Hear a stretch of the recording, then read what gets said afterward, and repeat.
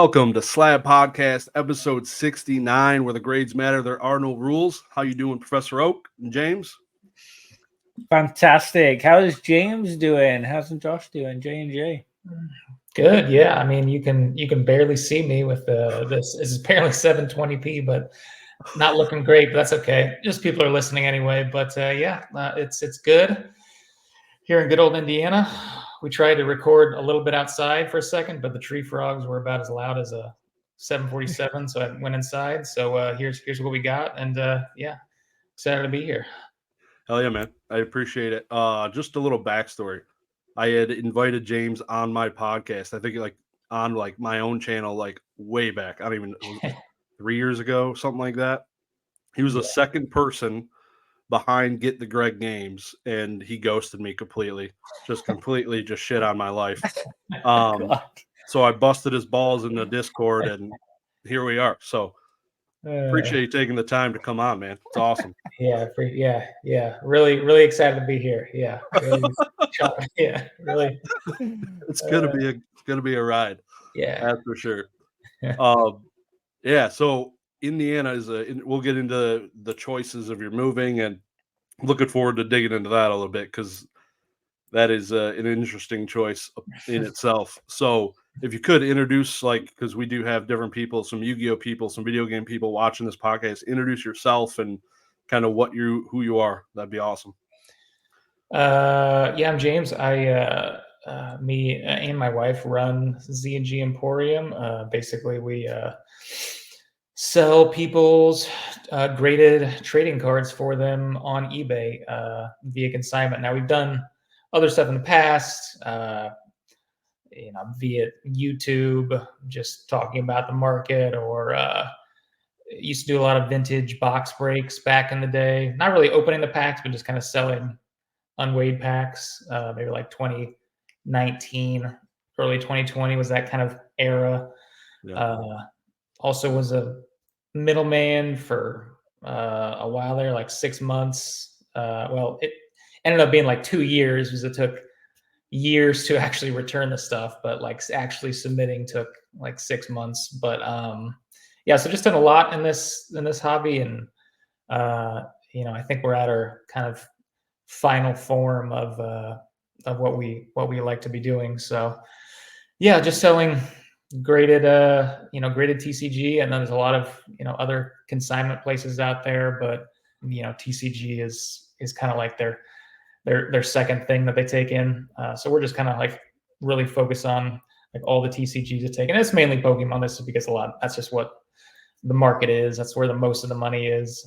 What people like to sell, but so we just sell that, and right now I'm working full time on it, and my wife Lauren won't be working full time on it, but she'll be doing. She was down here tonight right before this, reviewing titles and stuff with me. But she's we have 2 kids, and she's doing that majority of the time right now. And we have an employee remotely in back east that does the listings and the titling for us. So a lot of it here is just scanning cards, shipping cards, intaking cards, and whatnot. And so that's kind of what we do full time here. Very cool. Yeah, it's obviously nothing like me and Professor Oak, right? We are not in full-time reselling, and I'm interested in getting to know that a little bit more, and it's crazy. Same. That was very humble though, James, because we know that you are a content creator / influencer. You are not just what you tried to surmise just then. We know you're much more than that, and there's a lot more to you. We also know you've had a very busy past, like you've touched on there. But I'm excited for what you do with that, because we all enjoy your videos. Everyone gets excited when you post a video. It's not just the selling aspect, that's for sure. Yep, definitely. So the Z&G eBay is linked down below in the description. The YouTube channel, Instagram, go check it out. 10 out of 10 do recommend. I personally have consigned through James. I have abused every consignment services I could just to try them all out, and James was certainly the fastest getting paid. Very easy to work with. very quick to listing. So do recommend for sure.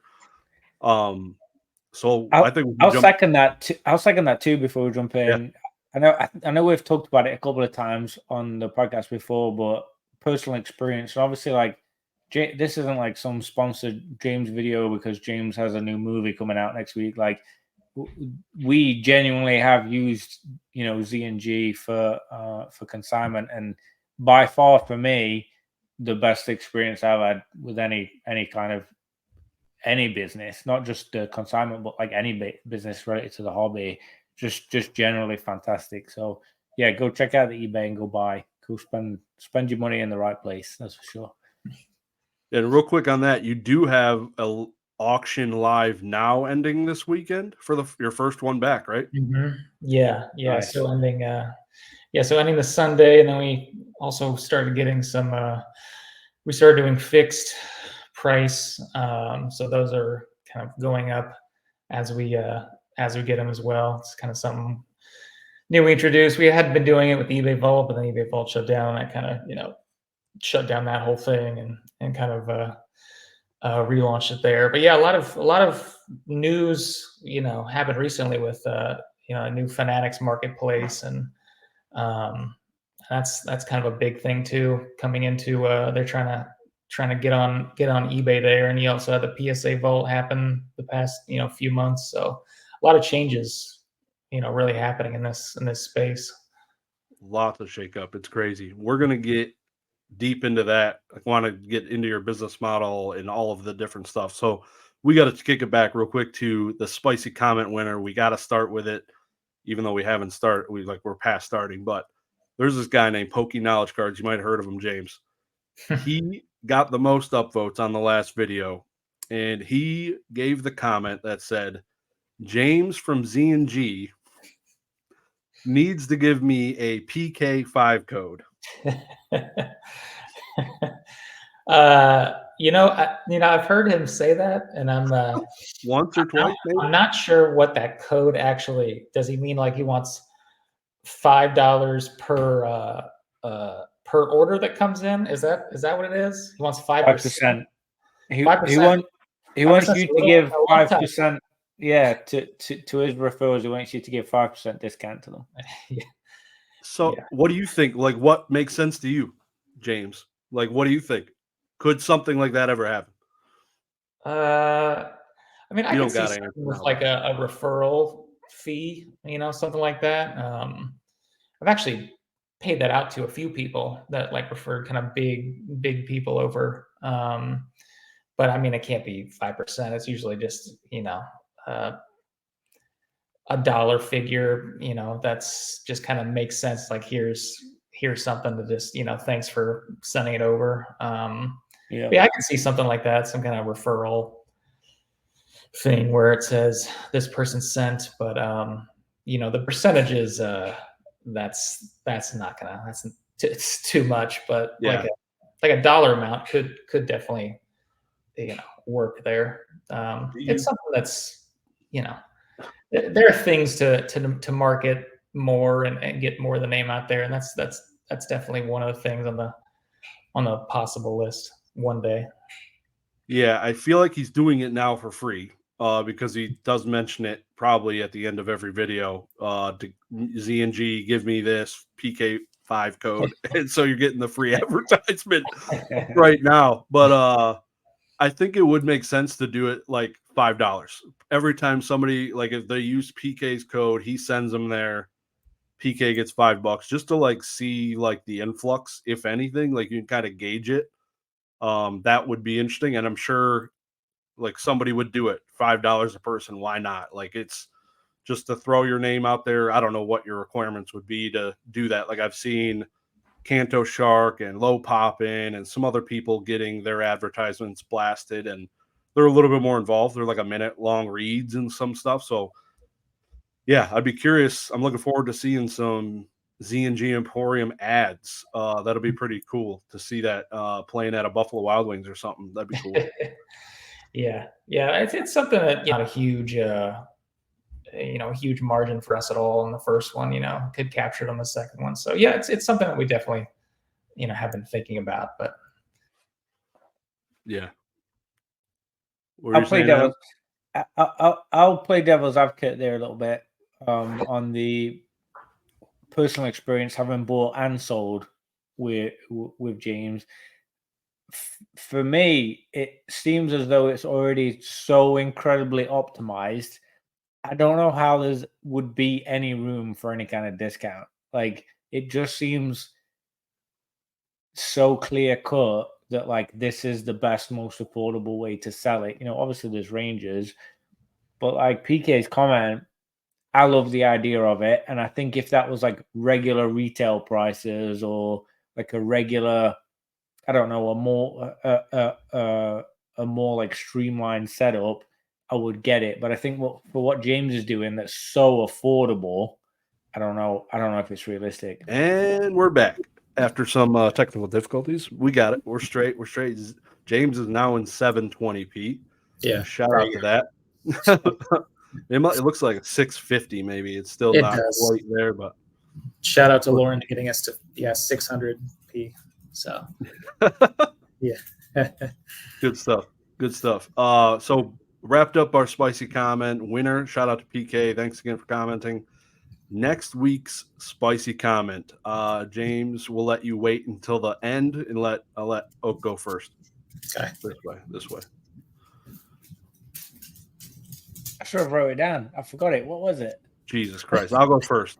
So next year, the rumor is there's going to be 12 Collecticons. That is absolute blasphemy. It should not be anywhere near that. It needs to be maximum of 7. I'm completely blank on what mine was. It's completely... Omaha, Nebraska needs a Collecticon, okay? It's... Pokey NE is there. Shout out to Pokey NE. Hey, where I used to live, Phoenix, 5 million people. You could have some there in the winter, Yeah. But I would say mine would be.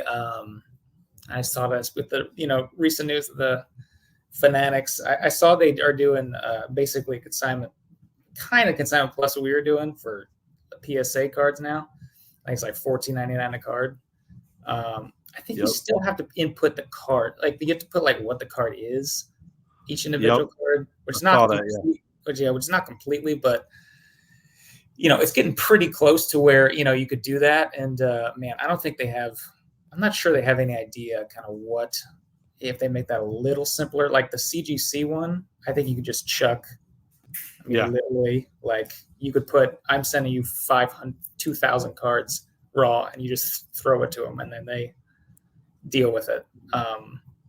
If it gets to that level for especially PSA, I don't really think they have any idea kind of what Tsunami, kind of backlog, they're going to have because, we sold like 60,000 items last year, and maybe like, I don't know, 15 to 20,000 of them were consignment plus. I mean, it was extremely popular. The removing any type of friction from like a process of, I don't have to submit, even if it's stuff they shouldn't submit. I mean, people are just gonna. I don't think they have any idea what's coming to them. With that. Yeah, Ludkin's printed with that type of model. Basically, they didn't sell it, but just do it middlemaning. It was killed. Yeah. All right, Oak.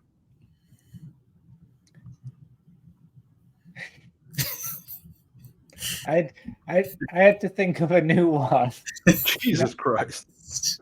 That good. It was that effing good. All right. I'm trying to remember what the new one is. I was just thinking about it. I was focusing so much on what James was saying. Oh my God, what was it? Oh my fucking God. I am not on it today at all. It's been a week. I know what I was gonna say. I was gonna say that the community, excuse me, I've had a cough for like 6 months. The community is better than the cards. That's my spicy comment this week. James, I'm gonna hold you to type in that 600 word paper out as a comment. That might be a record for a spicy comment. So. I'm just gonna put C plus at a large scale equals no bueno. That's what I'm gonna put on that. So yeah. Also, Also, if you have a cough for 6 months, you should probably go to a doctor. I'm just gonna throw that one out there. Big Been fan. there. Big They fan. said they said you You're had dying. COVID last year, so you're now fucked. Basically, is what they said. They ran a lot of tests. I'm going back in a couple of weeks, and she's scratching her head and telling me you had COVID once, so basically you're fucked for the rest of your life. You just have a cough forever. Yeah, that was the response. So working on it. Apparently, the bourbon doesn't help, but you got to do something to try and nurture it. So whatever. Right. So we got some spicy comments. We went over last week's winner, and you want to jump into the notes? You want to start running through it? Real quick on the Fanatics thing, though. Did you also see they are doing buy it nows with a 6% fee for sub $120 cards? Yeah, but I saw it's like the weird, like, I don't know why I have to make it so convoluted, with but we'll actually charge you 15 if it's like, well, are you going to base it off like, what are you basing it off of? Like the auctions, I'm guessing? Like, is that the auction comps and you need to put the buy? Like, I don't know. That seems really weird. Yeah, it's strange. Yeah. But looks nice. Once again, if they do C+ and you can do it at 6% for all the junk, which is most of the stuff people chuck in as junk. Yep. And they can do, but I can't even imagine. Yeah. I feel like a lot of people aren't going there to buy it now, sub $120 item. So I feel like, So especially the sports cards. There's a trillion of those. Trillions. I think another part to keep in mind with the whole Fanatics thing is they bought PWCC, right? PWCC was like kind of getting a good rhythm going. Like they were starting to like do more numbers and they had a lot of stuff hitting and they've had some nice sales or whatever. But Fanatics, they don't know what they're doing. Like this is completely new business to them. They've never done anything in that realm at all. So like it's not surprising that they're acting like they don't know what they're doing and doing weird stuff and like doing things like you say convoluted and like just doesn't make sense. So I'd imagine like they is gonna be a bit weird and clunky. Like I don't like they're not in the business of consigning cards. Like it just they're just trying to figure out how to make money. But I'm sure they'll figure it out at some point. I don't know. But right now, it's not surprising to me that stuff like isn't great. Like they're not great. Yeah, just it's not. I think there are people that can do it faster or pay out quicker than us. But a lot of our thing is like it's just very simple. We just try to make it very, very simple, no forms, whatever. Right. Like, I'm not like their fee structure is like I don't know, it's like I don't know whatever 0.23% or something. It's like I don't know why it's so like there's a table weirdly exact. There's a whole table for it, and then shipping. There's a whole table for it too, and you're right. You have to do calculations to understand what's happening. You don't want that. Yeah, just put X amount and that's it. Like I like that the buy it now. They got rid of the buyer's premium, so it's a little more, for now. Yeah. So, but yeah, it'll be interesting to see what kind of happens there. Have you ever bought from them? PWCC. I think I bought like a couple things over like a 5-year period, but not really. I think I bought like maybe 2 items over the past however many years. And it was actually just in the past like year, just because I was doing the buy at auction from places and then listed on eBay for the 0% vault fee. So I think I just got 2 items. I think I got 2 items from there, and then their shipping for 2 items was like $40, and I'm like, whoa! I don't think I'm not going to do that again. Ridiculous. Yeah, it was like 2, I don't know, $400 cards or something. I don't know what it was. It was like $40. I was like, whoa! I had no idea. I thought it'd be like 10 or something.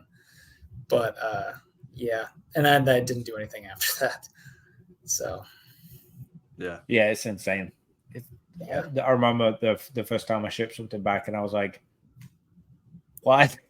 Like this is a mistake, right? Like you guys, like something's not adding up. That's insane." Because I calculated it at like $8, and like you say, it was like $30-$40, and I was like, Yeah. okay. It's weird how different places like I think I never bought anything off Golden, but maybe it was you, Greeny. I don't know. But someone said it was like $5 for like Golden, like it was really cheap for some reason.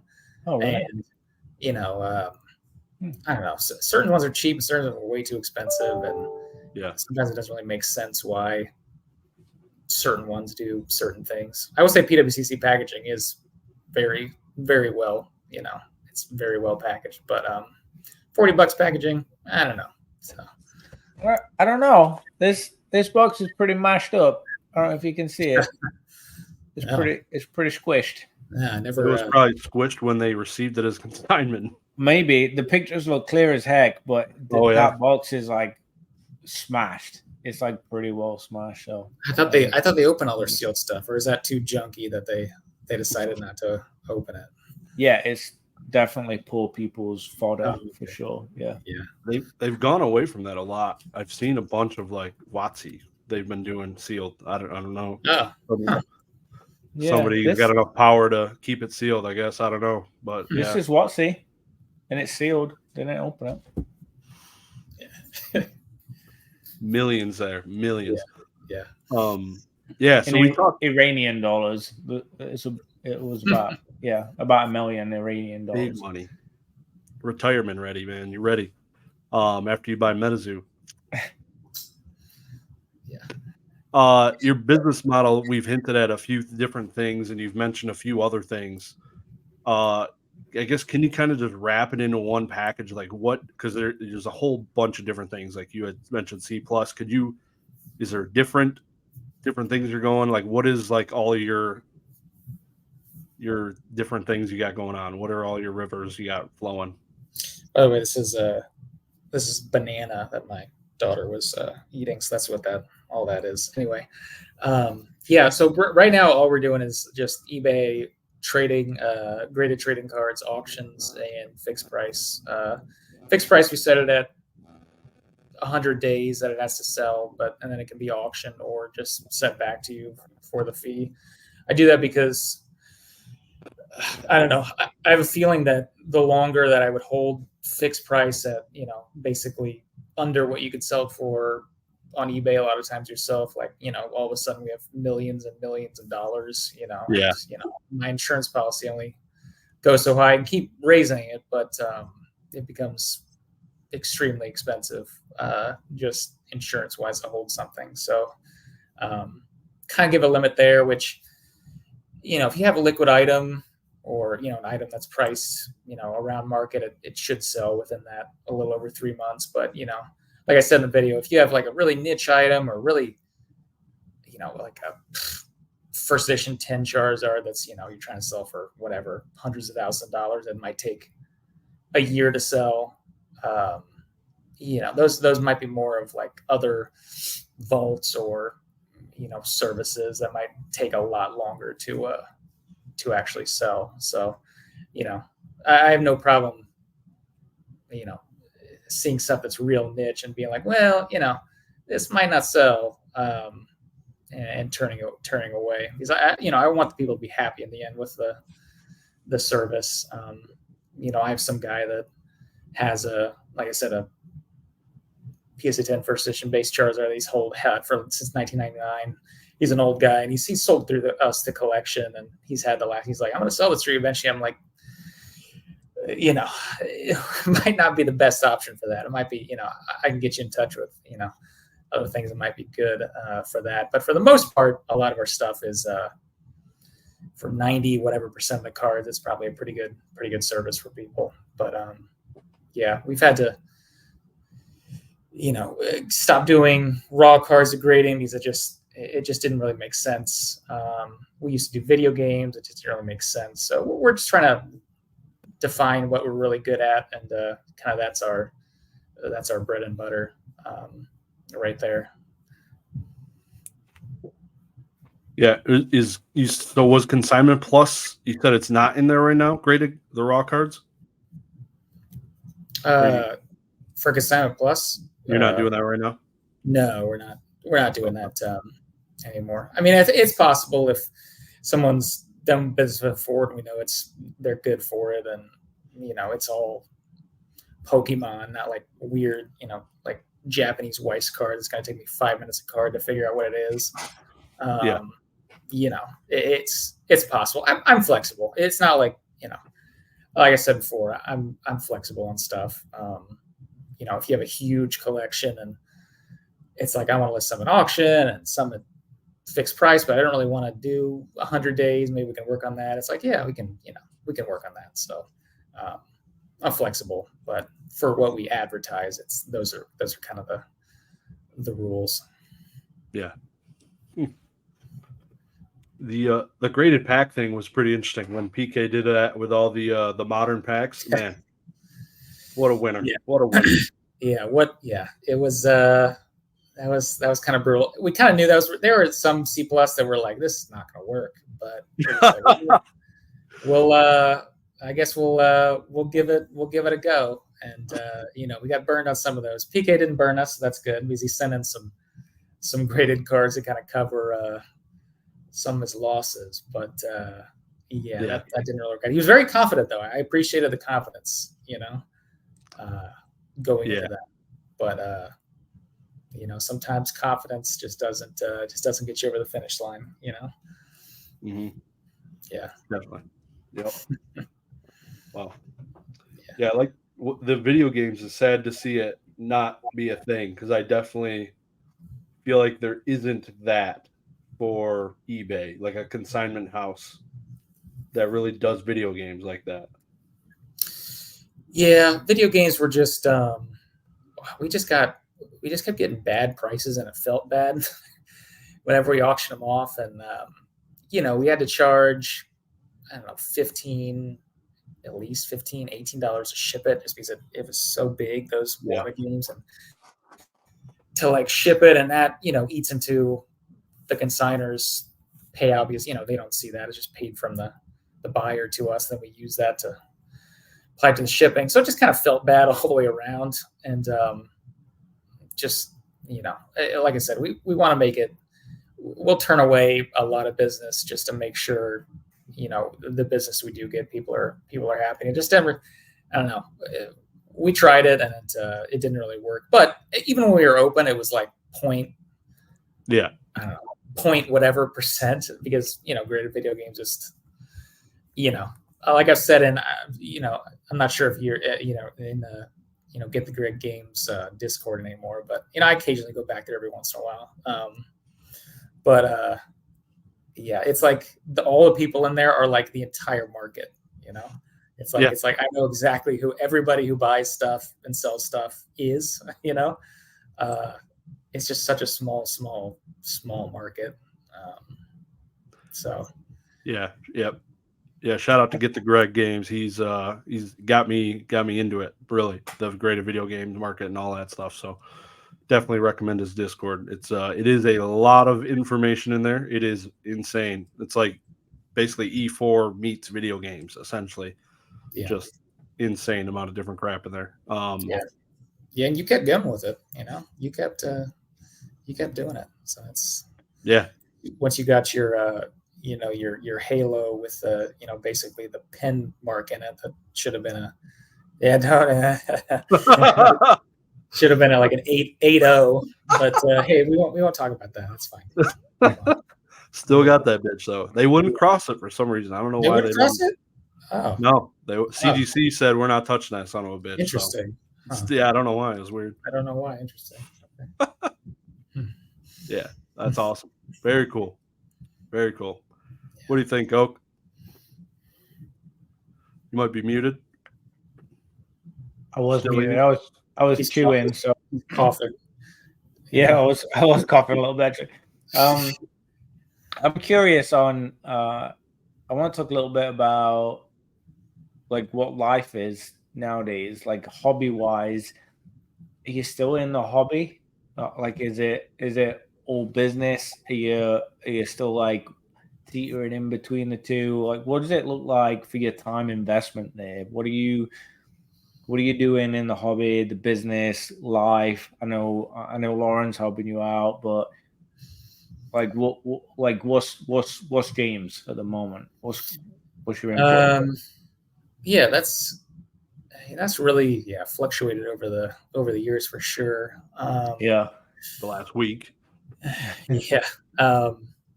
Right now it's just kind of we've reset up the business. Already did our, like I said, first weeks here. I usually back in Flagstaff, we had two more employees, and now I'm scanning the cards and we'll be shipping, and we hired somebody else who's going to be here starting next week, and that's right in time for us to ship. So that'll be definitely helpful for that process. So pretty much probably back into the operations of it for a while until that's kind of running like a machine again. But when it was running and I was really not probably only working, I don't know, a couple of days a week actually, like in the business.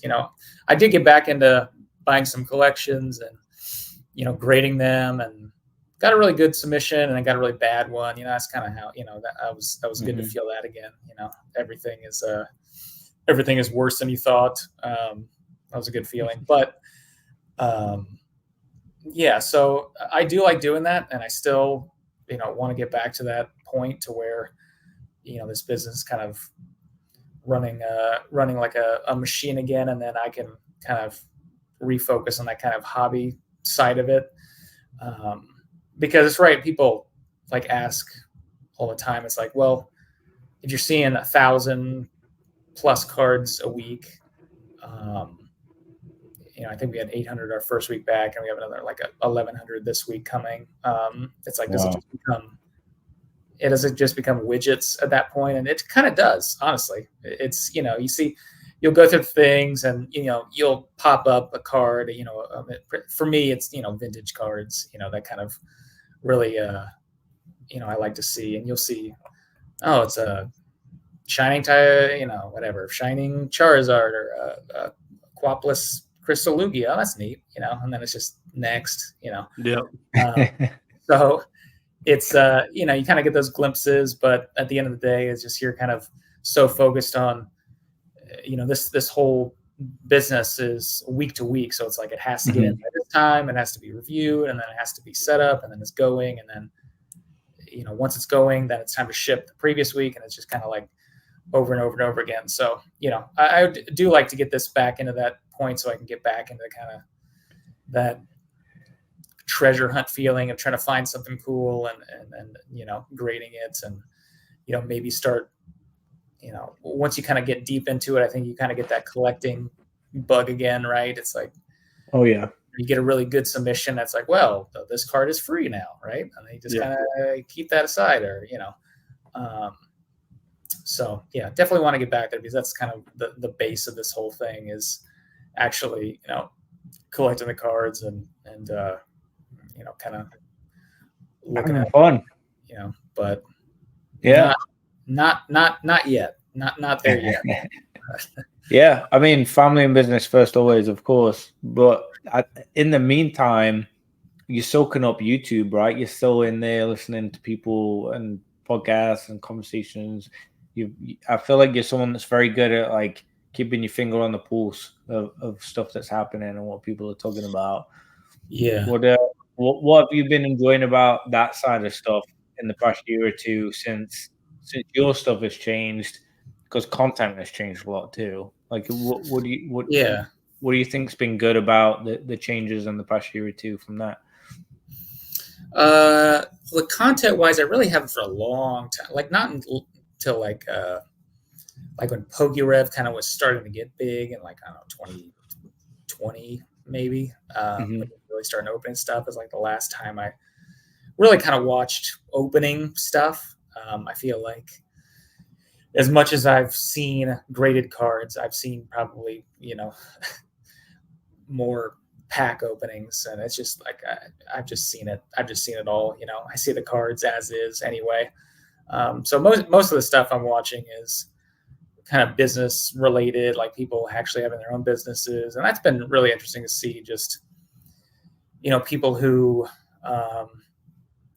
so some like Dan, who's like grown his business from where he was to where he is, or somewhere like Nick, old school, who's like kind of gotten rid of YouTube because he's been so he's so focused on growing that eBay Live, and there are other people that just kind of growing their businesses, and a lot of it is also being engaged in like Discords and Instagram, and kind of following people's stories and whatnot, and not so much content creating, but content watching from afar. Mhm. And I see most of what happens, and I kind of don't comment much either. So I don't really have time to do that, and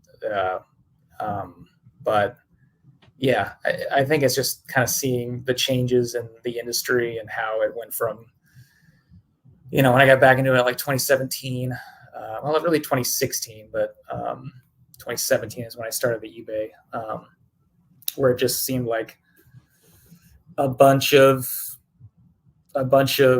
guys, or I say guys, there were women too, but just a bunch of singular people kind of buying and flipping stuff and keeping stuff for collection and then profiting. And now it seems like a lot of those people have become rather large businesses, and it's nice to see kind of those growth from just knowing people's avatars on E4 to kind of where they are today, seeing that growth, and also seeing the kind of collections that people had back then that are just disappeared, that just left, that are just completely out of it. It's just cool to kind of see the growth of, and just the ebbs and flows of the industry as a whole. But yeah, a long-winded answer to yes, I do still watch the YouTube content for sure. Yeah. And you watch this, right? You watch a bunch of you watch me listen to me. Unless it has MetaZoo in the title, and I skip it. Oh God, yeah. There's been a couple of those. Yeah, so there has been a couple. Why don't you love MetaZoo, man? I feel like you auctioned some MetaZoo cards before. Jesus, I've auctioned some MetaZoo. I would say one of the first, when Rudy dropped his first video on MetaZoo. It was like, I think it said it was 6 minutes ago it was uploaded. And I went on eBay and saw two for $199. Bought them. By the time they hit my door, they were like $2,500. That was and then I sold them. So that was my MetaZoo experience. Yeah, mine was not as lush, but it was pretty good too. Like I did similar. I bought and sold out of it pretty quick, and it was pretty awesome. I enjoyed it thoroughly. Very cool. Did they say they were selling it or something? I think I did see that. Right? Yeah. Yep. It's for sale. Like like we put the MetaZoo in the title, but we probably talked about it for 6 minutes in the hour and a half video. Yeah. So it's for sale. And Oak's buying it. So yeah. I have a feeling they have a lot of debts on the balance sheet. So yeah, we do. We sure do. Yeah. Anyway, did you have one you wanted to jump into there, Josh? I had a question because I have watched a decent amount of Logan Paul podcasts. I've gone away from it since he lost his co-host George Janko, and I more so watch his podcast now, actually. But you met him in person, sold a first edition base set booster box to him at his home, I believe, or his studio. I don't even know. Yeah. I guess my thought, and I don't know, the other day I was thinking about it, I was like, man, he bought all these boxes and he's just stashing them. Like, what happens, like, if one of those was resealed? Like, is there a guarantee you got to give the guy? Like, hey, I'll guarantee the price for, like, or what, guarantee it for, like, 3 months? Or, like, is there an attachment to that, or? No, I don't think so. I mean, I know I got it from Dave and Am's Card World, who had it from a guy, I forget his name, but he had every single English booster box, first edition unlimited. There's like a picture of him with like all of them, and that was his box there. So yeah, I don't really know what would I mean, that's the thing about those boxes. That's why I don't even touch sealed for selling and consignment. I don't really buy or sell sealed anymore, and don't think I ever will. Just because as much as I touch them, and open them, I never.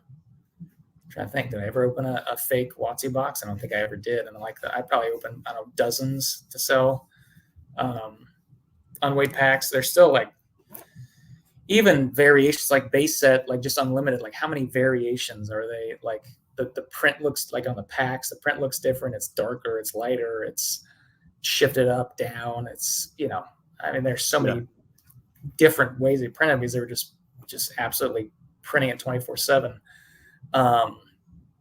So no, there was nothing. I don't really even know if he, like when he showed like the stacks of them there, like he had, like how does he know whose box was whose?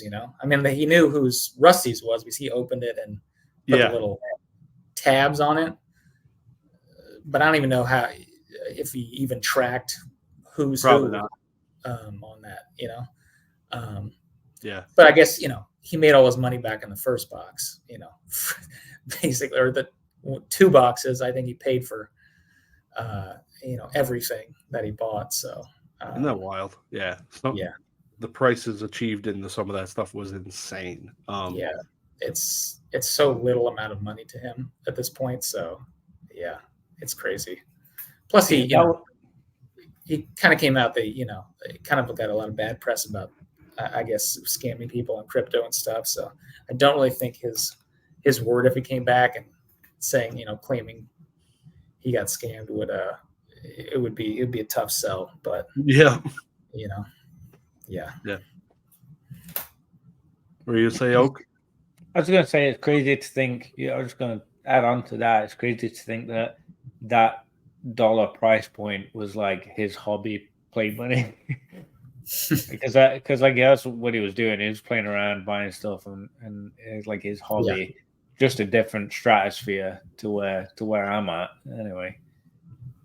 Yeah, it's funny too. Like he was tough to buy. He was tough to sell to too. Like he wasn't just like here's a dollar and it's like yep, here it is. Like it's like a negotiation back and forth for like I don't know, a week or so. Like no, I was like no, it's going to be this. And he's like oh, this and this, So yeah. Yeah, that was before he bought Prime. Well before that, or partnered with KSI or whatever. So he's swimming in some dough right now. He's doing well. Yeah. My walking through Walmart the other day, my 4-year-old was like, "Oh, that's Prime. That's Prime." I'm like, "What the fuck are we doing?" Like, he's like, "I had that with my friend at school once." I'm like, "Jesus." Wow. I've never seen somebody do that about Gatorade in my life. So that's crazy. Some pretty good marketing going on. 4 years old. Got him early. Yeah, like hook, line, and sinker, dude. Done. It's okay about it. Not my preferred drink. I like water. Yeah, right. Same. It's good. I had a question. You obviously you used to work a real job, 9 to 5, or maybe it was like 8 to 6 or 8 to 4. But is there something about that you kind of miss? Because me and Oak are both that guy. We both are 9 to 5. Probably no plans of doing this full time in our near futures. Maybe when we retire for fun, but. Is there something you miss about it? No. No. Even though like I left had a really good team, a really good job. It was pretty cushy. I was an accountant, and even like if you know anything about accounting, it's like certain times they like a lot of places it's like they black out. You can't go anywhere because you're working late. This is year end, quarter end, month end, whatever fiscal year it is. But yeah, no, it was nice. And no, I just, I really like working for myself, even if it, can be more stressful at times. I mean, a regular job, you're always gonna have stress no matter where it is. And, I think people have the fallacy of thinking that, like a 9-to-5 regular job is like more safe, but they can fire you at any time, I mean, they really can. I mean, you're just, The at-will state here in Michigan. Yeah. So, I mean, it's just, I guess give you the boot at any time. And granted, they probably won't, if you're a hard worker and you're doing your job, it probably won't, but, market conditions change and management changes and they want to, cut whoever it is. So, I really don't think it's as safe as people think it is, but no, I really do enjoy, making, my own decisions. And really, the thing about it is that the more you work, like, unless you're working, I guess, hourly, at a job, but, if you're working like a 9-to-5 salary job, like, if it's a tough week, whatever it is, you're making the same amount. Like, if I'm working, if I'm working at 3 a.m. scanning cards, like, yeah, that sucks, but that means I'm just probably making a whole lot more. Yeah. There's just a X equals this amount. Whereas jobs, you don't really know what's going to come in that week, and it might be a real tough week. I mean, it might be a real easy week too, but the up and downs is just the same thing every week and you're just kind of hoping that at year end or whatever, it's like, I hope I get a raise or I hope I get a bonus, and it's just kind of a hope there versus putting in your own hours and really kind of putting in your own thing to try to get that yourself. So yeah, I don't really miss anything, honestly, about it. Yeah. You heard it here first. Start up your own business, guys. Yeah. I mean, yeah, there's so many businesses that you can make out of this, the TCG world. There are just so many friction points, I like to say, in this, like, people don't want to submit. Like, even though it's, once you do your first submission, it's like, okay, well, this isn't really hard at all. I mean, it's a step by step, but there's so many people that just don't want to do it. There are so many people that buy stuff that just simply do not want to sell. They just are afraid of it. They're scared. Help people sell. There are people that don't want to go. This was one of my things. It's like, I never bought Japanese product. Never went to Bai or what is it? Something with a T. Yeah, never went there. It's like Japanese website. I'm like, I'm out. I'm all set. Can't read it. Yeah. And there are people that that will just like they're American, local, and they'll do it for you, and they'll charge an extra whatever dollars a box, but it's still probably cheaper than you'll get market on eBay or whatever. So there are people who do that, just reducing friction points at any level.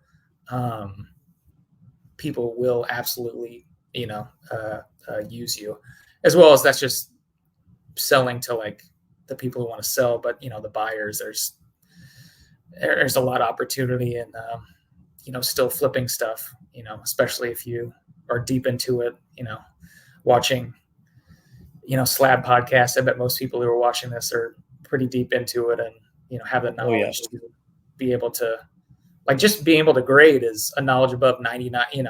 I was shocked. We went to my wife had a friend from high school, but she used to live in Indiana. We went over to their house the first time I met him, and the guy actually flips on eBay. And I was like, oh yeah, I flip PSA card. It's like the first person I've ever met in the wild ever who knew what a PSA card was, or grading or anything like that. Oh my god, yeah. So it's that weird. That's so weird. It is. It was. I was like, oh, okay. So what that's crazy, because I've never met anybody who probably even knows what grading is, much less a grading company. So did you dunk on him? Well, he did say he did want to talk about how much we sell, and I didn't give a dollar figure, but I'd say He was saying how many Yeah. items he shipped, and I said we did ship 62,000 items last year. And he kind of was like, "Oh, okay." He's like, "Well, I'm not." He's like, "I'm not. That's not. Yeah, that's what I'm not talking about." He's like, "I buy stuff locally." I was like, "Okay, well, yeah." But, That's awesome. yeah, a little bit of dunking, but not too. I would have slam dunked and kicked him in the nuts at the same time. It was more like, you know how when there's like a breakaway in basketball and the guy just does a layup, and it's like, that was I just kind of gave a layup, just kind of there it is. I got the points, and I ran back to the other side, so that was it. You'll see him again. You can hit him on the next one. Yeah, that's cool. I mean, first thing I thought of was potential employee. That's the first person you've met in the wild that has some experience in that stuff, has some kind of knowledge. Yeah, that's true. I think he's doing pretty well where he is. It's just kind of a side thing, so I don't really think the ultimate dunk. You want to be my employee?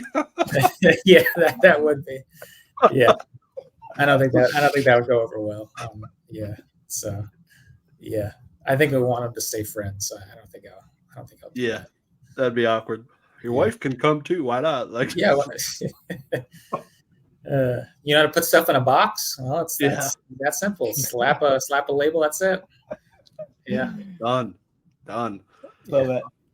Yeah. Real quick shout out to Heritage Auctions. They went away from the peanuts in their packaging. I just got a package from them. They went away from the peanuts, and that's friggin' awesome. That's to what? God damn! What? To what?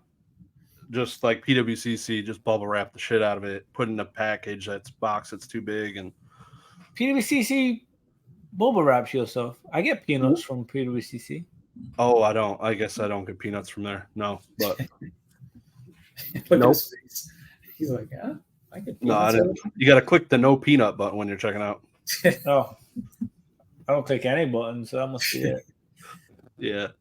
One other quick question about being obviously self-employed. You're your own boss, or your wife is your boss. What is like your least favorite part? Is there something like, obviously it looks like sunshine and rainbows from the outside looking in. You like you said, you don't miss anything about 9 to 5. Is there like a downside or something about it that you wish was different?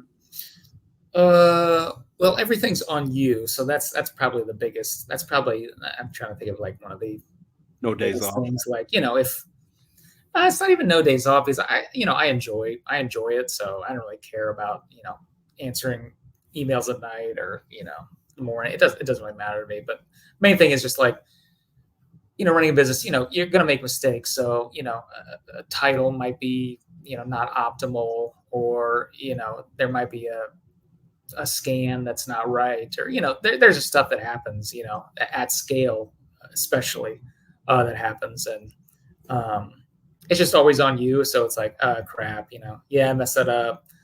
We'll either let it run, or we can end it and listen next week, and we'll reduce your fee. Usually I reduce a fee to like 0 to say my bad, and just move on. But a lot of it's just like it's on you, and getting those messages kind of saying you guys messed up on something is when you're in a company, it's like, you're gonna mess up too, but it's like sorry, manager, and it's like, all right, well, moving on. It's just like next. You don't want to make too many of those, of course, but I just think the biggest thing is you take all the risk, all the reward, but also all the risks. So stuff happens, and you just gotta deal with it. That's just probably the biggest thing. Yep, I'd feel that for sure. Mm-hmm. Lots of that. I would maybe consider doing something, but my wife is a stay-at-home mom. We would not. It'd be very risky. That'd be a YOLO leap beyond. I think you're a little too, as the kids say, dusted. I believe you like collecting a little too much. I think you got windows behind you. It's dark, and those are old as shit though. I've had most of this for a while. Most of it. See if you're gonna be doing that, your background should look like this right here. Yeah.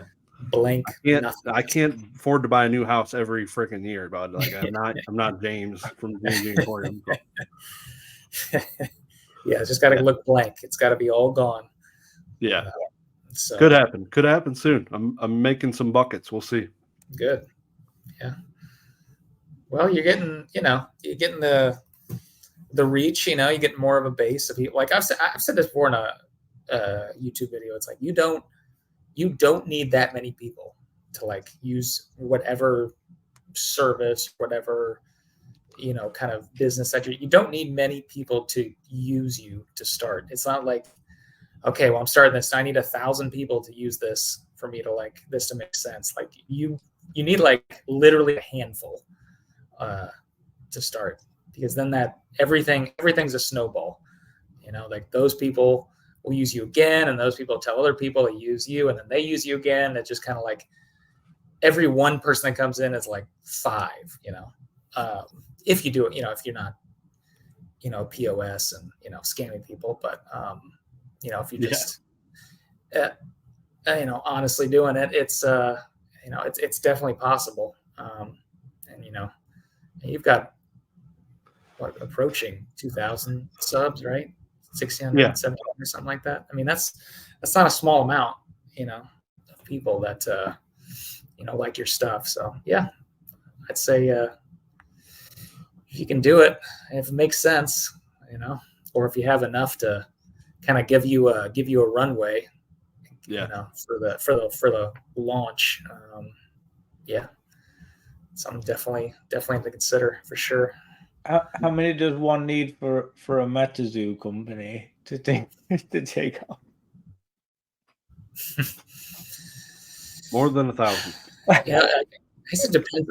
It really depends on what the business is too. Like if you're like like this business is, we have no inventory. I mean, it's just other people's stuff. So it's not like I have a capital restraint, whereas people might be, it's like, I might need, it's like, oh, I need, $50,000 to like buy the inventory to like start and then run it from there. Like it's a much different, model. So I remember that video that you just kind of talked about then. I remember you talking about that video, and I had I was thinking when you were saying it, I actually set up a commercial cleaning business when I first came here, and I got I was running a restaurant, a pretty big one, pretty busy, but I was trying to do what you're doing, trying to create something for myself, and I had probably only 4 or 5 clients. Like I was just getting going, and I was already at like 60% net profit. Like you really don't need, like if you're smart and if you can figure it out, like a good way to make money, you don't need the whole country to buy in. You don't need to be Target. You don't need to be Walmart to like make money and really be successful. And I remember listening to you talking that video about it. I think it was one of the ones where you signed your car, and I'm just thinking like, yeah, that's like so true, and it's so simple. Like it's such a simple thing just to I guess have a confidence in that you got to secure some people, really take care of them, look after them, like build something with it, but you can make something with it. And that was exciting. Yeah, especially in this industry, like the unregulated, and you see so a lot of the some of the YouTube videos are like theft and scamming, and like I said before too, it's like 99% of people are just normal people, right? Yeah, people who are like flashed on there, like the scammer, like those are just such a small amount of people. But that scares people, and that's a reason why I think a lot of people, a reason why they don't, people who are like at a scale to where they probably should hire employees, like don't, because they're like afraid of, well, what if this person steals the cards, or what if it, he takes this and runs away, and it's like, yeah, it's 99% of people are good people anyway, or just normal, and then they're probably not going to do that. But people are so kind of afraid to take that step and putting any amount of trust in that, and sometimes even in themselves, to like start the business like bigger than that takes more time away from other things. But it's people are looking for someone to like help them out. I mean, like I said, especially in this industry, if you can provide that, you don't need many people to like put that good word out, because all this industry is now is like sharing stuff on social media, and one person gets another, one person sees that, and it just kind of spreads. Yeah. Yep. I want to talk a little bit about YouTube. Would you consider yourself introvert, extrovert? Definitely introvert. Yeah. 100%. Yeah. I'm not extrovert at all. Lauren is. She likes, if we go to like, we just went to, there's like a 4th of July thing here, right when we moved in, and like all the neighborhood shot off fireworks. It's just like foreign to us because we've been in Arizona for like 15 years. In Arizona, it's illegal because, especially where we were in Flagstaff, because there's wildfires all the time, and it's just like you can't even half the year have a charcoal grill going. But anyway, so they were just shooting fire. It was just all over. It was crazy. And I stayed home with the kids. They were sleeping. Somehow they slept through the fireworks. I don't know how. But she went over there to like a group of, I don't even know, the whole neighborhood, 50, 100 people. I don't know. And just like, hi, just like walked in and, just said, hey, we're new here. Like that's something I would never do that. No. Ever in my life. Just not something I would ever do. I don't even like, I've been to a couple of Collecticons where people say, oh, Z, it's people's like, oh, it's like, it's nice to say, but I don't honestly even want to be noticed at these places. So yeah, definitely an introvert for sure. That's probably why I'm okay at YouTube, because I'm literally just talking to myself and then pressing upload, and that's about it. So that was my question. I was like, man, like as an introvert, I just feel like it would be like my wife, introverted, no shot. She would ever upload, record herself. She can't stand watching herself. Like she had to do it for a class assignment to get her teaching degree. She had to like record herself teaching. She couldn't stand it. Worst thing, hated her life for that. Do you ever watch yourself back at all? Is like that something that like, you don't do? Or like what was, because I feel like it would be tough for like an introverted person to put themselves out there this much. Yeah. You mean, do I watch myself like back? Yeah. Oh, no. Yeah. Yeah. I mean, I have when I used, I've gone back and forth on YouTube. It's like I've different formats. Like I was getting really into like, it's like, I really just need to edit everything. And like editing, you just kind of have to listen to yourself. Because you're, cutting, splicing, whatever, adding stuff. So I kind of got used to the sound of my voice, which is, always kind of weird at the start. But now I just kind of upload ever, and I just never look at it again. So yeah, I'm not the model to go after if you're looking for just trying to make actually like precise, content that people really want to click through rates and retention rate and all that stuff. But yeah. Why did you pick up YouTube back in, was it 2017, 2016? Yeah, well, I didn't enter into it until 2017 eBay, but I didn't do YouTube until 2019. Okay. So I don't know why. I think it's because I watched like most people, Alpha Investments, and I did watch him like when he very first, like when he had like 500 subscribers. And I was like, oh, okay, like this guy's pretty good. This guy's original.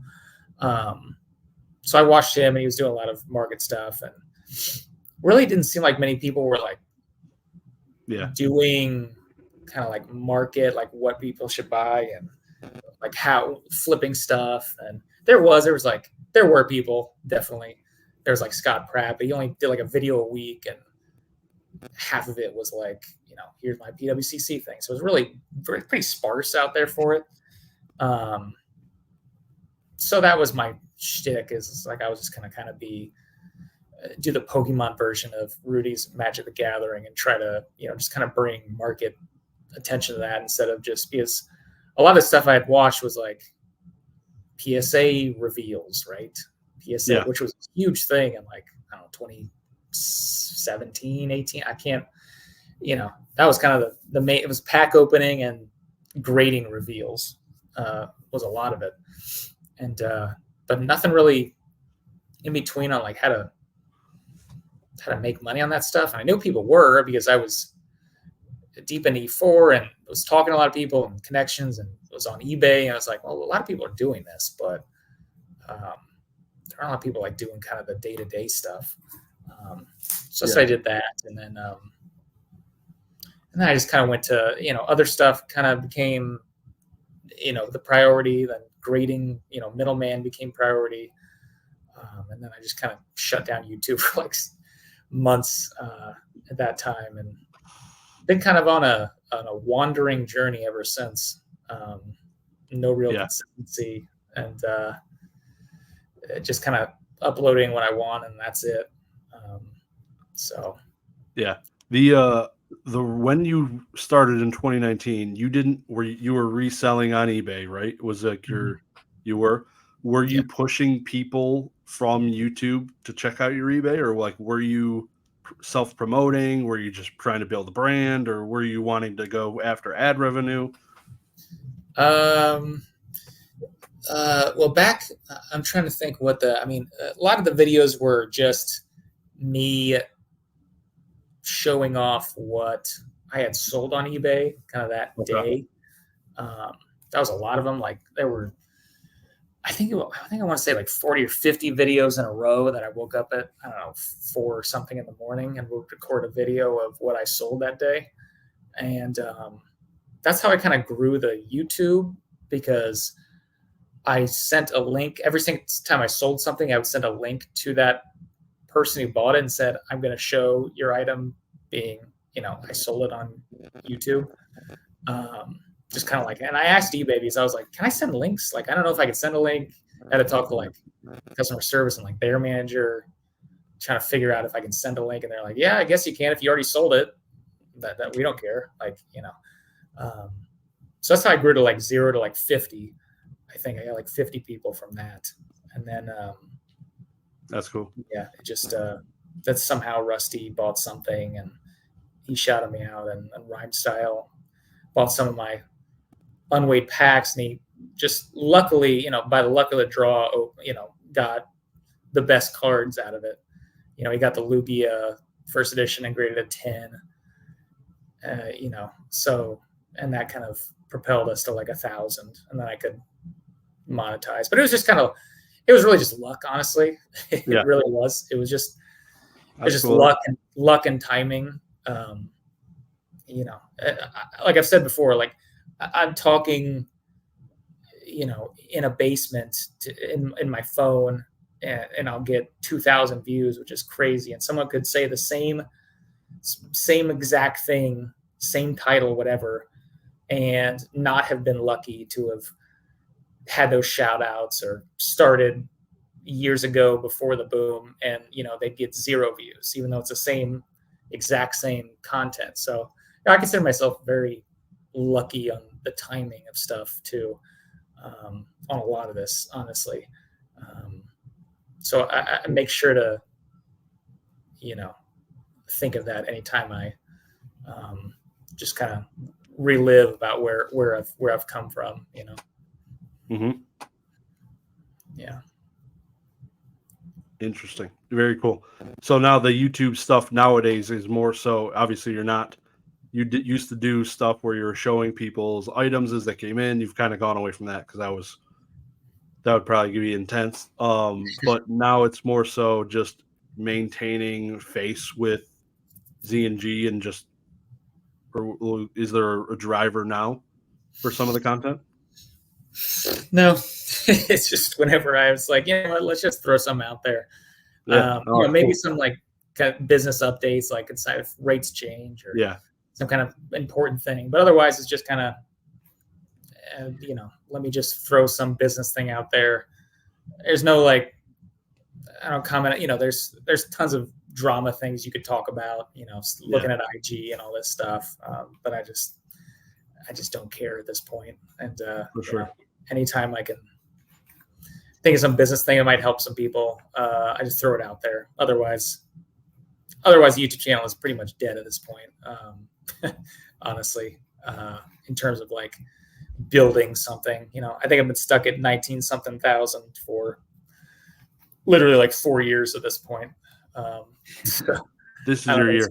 I don't think this goes. Yeah, it's breaking 20K this year. Yeah. I enjoyed what you were talking about there, Josh, with the showing cards that were kind of coming in. You just have piles and piles, and you just go through them one at a time. But it wasn't so much for the cards. Like I didn't even really watch. I was listening to you guys talk. Like you were just talking, like shooting the crap. Yeah, it was like just kind of like I felt like I was like there with you, like in that moment, just like having fun with the guys, kind of thing. And I really enjoyed that aspect of it. I love that kind of stuff. I wish there was more of that on YouTube at the moment. Just people being real, like doing stuff, talking about things, and just kind of in the moment, not trying to be or do anything in particular. So I've enjoyed all the different types of content that you've made, but back then that was, it feels like forever ago now, but yeah, that was fun. Honestly, do you miss that kind of stuff, like just the simplistic part of it? Yeah, and I think one day, once this is all, either the business is huge and I'm just I'm just basically an owner with Lauren at this point. I'm not really doing anything except making sure it doesn't collapse, or if it Pokemon goes to zero and nobody wants to sell anything anymore. I do want to go back to that for sure, because that was that's always fun to look for stuff that you're looking for and find stuff and put in the collection. That's always a lot of fun, and that's never left. But it's just a time issue, at this point, with everybody, kids and business and work and everything that comes with getting older, honestly. I remember like Cam, like he was in his he's in his 20s, and it was like here's what I didn't really do anything over the weekend, just took a nap and played video games for hours and hours. And it's like, man, it's like, oh, I just picked up, because Flagstaff is close to Sedona, which is like a big tourist town, and it's like, oh yeah, we just decided to go there and for a few hours, and it's just like the freedom of time is just much different now. Amazing. Than it was before. It's just a completely different zip code. It's just not there anymore. To be able to just kind of fidget around and maybe find some creativity, and kind of share that behind the thing. It's just not there anymore. Maybe one day it will, but yeah, it was a fun time for sure. I'm right there with you. My content is like, next to nothing now compared to what it used to be. I think having 2 kids from one, when we had one, I think it was a lot easier, but going to 2, different stratosphere. You're talking about zip code, but yeah, it really does. It changes things a lot. Yeah, it's way harder. So I feel you. I'm right there with you. Yeah. And I guess you could make time if you wanted, like night or early in the morning, or maybe if you wanted to do something during the day, but it's like, then you're taking away time from, kids. And it's like, that's just, it's like, do I put up a YouTube video of me, sifting through cards, or I, play with it? Just, it doesn't make sense. So, yeah. We get a weird scenario here. I think this might be the first ever Pokemon podcast with 3 dads. All of us have 2 kids. So I need vote down below. Who's going to be the first dad with 3 kids? Yeah, not me. Nah. Nope. Yeah, I got snipped, so I'm chilling. So I don't know about you guys, but you guys are in trouble. So No. Godspeed. Who else gonna have kids with this guy? He's got like stuffed animals on his shelves. Yeah, I'm not strange breed. picking up no ladies on my front. No. Yeah. So also, speaking on the subject of kids, you two I think are the only ones I've talked to and know that took kids to Collecticons. Mm. How are your experiences? 10 out of 10. Do recommend? Like, what do you guys think? James, I'll let you take the first swing. If you want to stay there a decent amount of time, I'd say no. I mean, our 4-year-old just likes, just experiences and things. So she just going to every table and looking at it, like wanting to pick out everything. And it's like, oh, you can't, don't touch that, don't touch that, don't touch that. So it's kind of like you're kind of just corralling her. Yeah. And then, I'm trying to think how old our 10-month-old was. I mean, she must have been, just a few months old probably. And that was, at that age, you got to feed her every, couple hours, or I don't know how young she was. So maybe even every hour, and then diaper changes. We had a diaper change there, and you got to have the bottle warm. And it's just, it's too much. I don't know what age, like cutoff it, what would be, become more, from not adult like, but more kid that has, knows what's going on. But yeah, that was a little too young probably. Yeah, Adam? same. Okay. I mean, mine was I had a 5-year-old with me in Orlando and a 1-year-old, and my wife. She was being incredibly patient, but I mean, I just wanted to get out. Like, it was so incredibly busy. I think that like compounded it so much worse too, was the fact that it was probably one of the busiest places I've ever been in my life. And I've been around a few years. Like, I know I look like I'm 20, but I'm kind of old. And like, it was insane. And Josh, you were there. I know you saw, how comfortable it was. And Yeah. we had the stroller. And yeah, and like you were saying, she was 1, so not quite at baby stage, but snacks, one juice, one this, one that. She can't even talk. She's screaming because there's like people bumping into her, and my wife's frustrated because she can't get by anyone. And then the 5-year-old, I'm trying like for her to hold her hand so she doesn't get lost because she's tiny. And it was hard to concentrate. I was trying to keep them entertained and busy, but also like I was trying to see people. So saw people, behind the tables I want to shake hands with, and the whole thing was just awkward. It was like very difficult, a completely different experience because Greeny and I hosted a table. He had a table, and I kind of joined on there at Orlando last year, and this year attending with the kids was completely different experience. Not like something I would want to do again ever in my life at all. I mean, they're wonderful, and the experience of Collecticon is wonderful, but together it just doesn't work. It just don't do it, guys. Anyone that's ever thought about taking your kids there, if they're like 10, I know James, you were talking about a cutoff there. If they're like 10, maybe, but not below that. Yeah, Lauren's here. Well, No. How was Collecticon with 2 kids? Oh. By far one of the most enjoyable experiences in my life. Yeah. A baby with a nap and a toddler that, not even a toddler, a preschooler. Well, she's technically a toddler, I think. Yeah. Yeah. But didn't want to do anything, so we just like handed her the iPad, which I felt, Yeah, that one. Yeah, I forgot about that. Yeah, that was, Yeah, and then Tantra. Yeah, it wasn't good. I mean, she's great, but it was just a lot of people. Who's got that attention span at 3? Yeah, it was too much. Yeah, that's rough. It's way hard. too much. I couldn't imagine. I stress to bring the wife sometimes. I'm like, she herself could just get stressed out with that many people. It's better when you're selling and you could sit behind the table and it's you don't got you bumping shoulders with all these people like you're in freaking high school again. You could just sit there and chill, and they walk in front of you, and it's fun. It's nice, but yeah, kids is a no-go. Who played? There was like Lit that played at the one that we went to.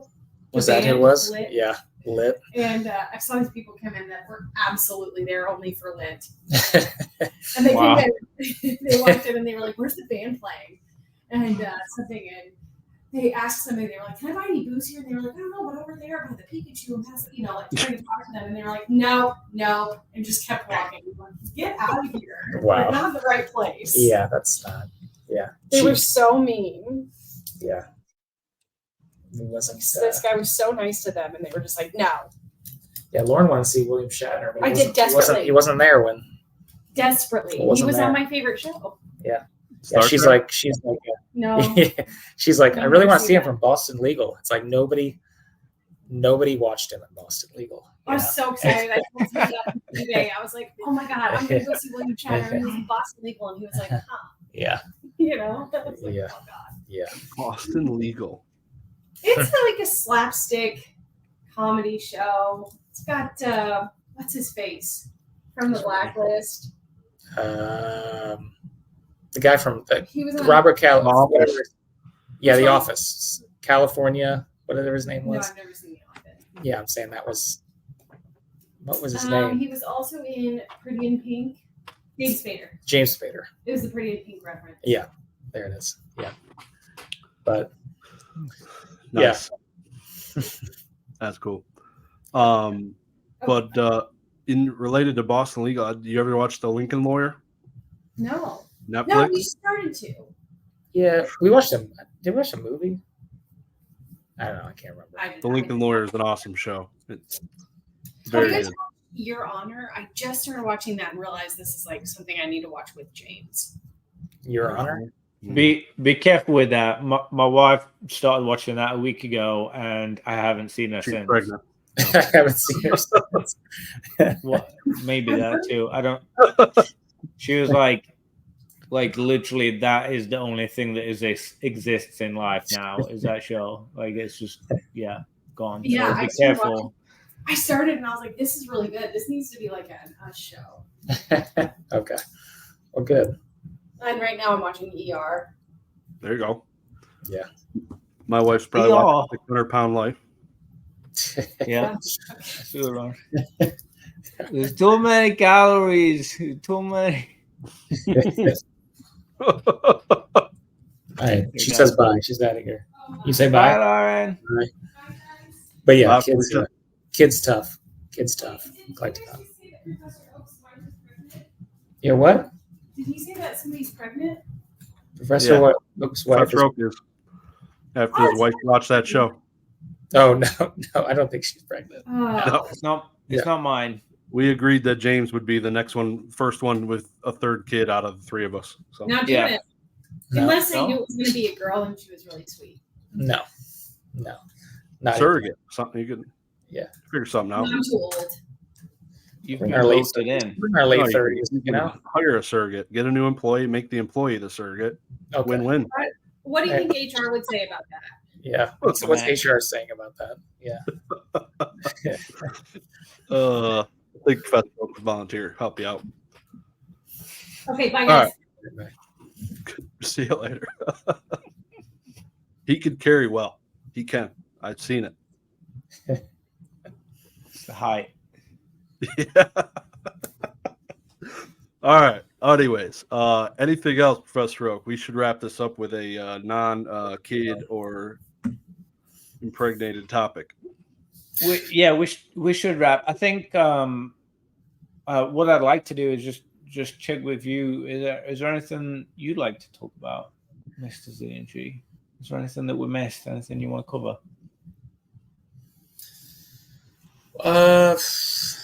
No, I'd say probably how are you guys doing with the this is number 69, right? Podcast. Big one. I mean, how you got? I mean, because I with Cam used to have a podcast. I think it went like 30 something episodes before we just got too busy. What's your guys' like end goal with this? Just kind of keep doing it and keep doing it, see where it goes, or you have goals for it? Go ahead, Oak. I I think our goal is to enjoy the hobby every single week. I don't think it's like a long term. We want to get to a specific point or achieve anything long term. I think it's the long term plan is the short term, is to enjoy it and have fun, be part of the hobby, the community. And for me, it's genuinely something that I look forward to for a whole week, every week. I look forward to jumping on the call with them. And honestly, we enjoy it that much. Sometimes we talk and enjoy each other and like chat before we even hit record for like an hour or 2 hours or something. And we're like, we should probably start talking on the camera now, because we just enjoy it so much. So for me, it's like super like simple and nothing too crazy, like intention wise. But what do you think, Mr. Greeny? Yeah, not really a goal. I think the goal would just like the longevity of this is as long as we're both interested in the hobby still, really. I could see if one of us just powers off and is like, I don't really care to talk about collectibles anymore. It could happen. I didn't care about collectibles 4 years ago, so God knows what could happen. Yeah, I don't know, but don't see that in my near future. But I just, like Adam Oak said, I like getting in here, just talk to him about work. We talked to each other about different things before, just somebody else to talk to. Like I talked to him more than my best friends. I probably should call that guy, but like I talk to him a lot, and it's good to have somebody like him in the hobby. And this is just fun. I like interacting with the community is really the goal. Just further interaction with the community, reading the comments, and just getting to know these people more in person too, which is awesome. So there's so many good people connected to us through the Discord and YouTube and stuff. There genuinely is so many people that have such a positive impact on life. And I know that sounds mushy and whatever, but it brings joy. It does. It really is a good part of the hobby. And yeah. And I'm sure you've probably gone to Collecticons and somebody who's like a username that you just know, like the commenters, avatar. Let's say like, oh, I'm this. It's like, oh, and that's always cool too. Hell yeah. Yeah, it's very cool. Yeah, I've been going to Collecticons a long time, and some people come up to you like, "Hey, I'm Steve Jacobs." I'm like, "Who the?" I'm like, "What's your username?" I don't. That doesn't no comprende. Like, what are we doing? Yeah, that's cool. I enjoy that stuff definitely. Good question though. I like that you asked that. I don't think anyone's ever really asked us like probed into that before, but yeah. Good one. So we have spicy comments that we discussed. We're going to get those in the comment section when it goes live. Make sure you guys do a big thumbs up as a thank you for James for joining us, and leave your own comment and thumbs up on the comments that you like. Take all the steps that you need to. Go ahead and check Z&G on eBay. Check them out. The links below. You'll be able to take a look at what's finishing this weekend on Sunday. So that'll be fun. Just if you want to, breeze through. Are you going to be covering it this week, Mr. Greeny? Yeah, there will be at the beginning of the Fanatics also. Sweet. Yeah, we going through some of the recap. Is it ending? What time does it end? Like everything will be done by probably 9-10 p.m. still. Yeah. So we'll be doing like a recap of it. Okay, so you got double investment there from us. You can check out the eBay and then check out Greeny's channel on Sunday and watch it live. You can talk through any interesting stuff that you might have missed and follow along. But thank you, Mr. James, for joining us. Thank you, Lauren, in the background, if you're still there. Yeah, she's somewhere now, probably watching that show, without me. Probably. Yeah, after she said she'll wait. Yeah. No, she's on episode 9. I'm telling you, she's gonna fly through it, I'm sure. But thank you. Thanks for joining us. Thanks everyone for listening. And we'll see you guys later. Peace.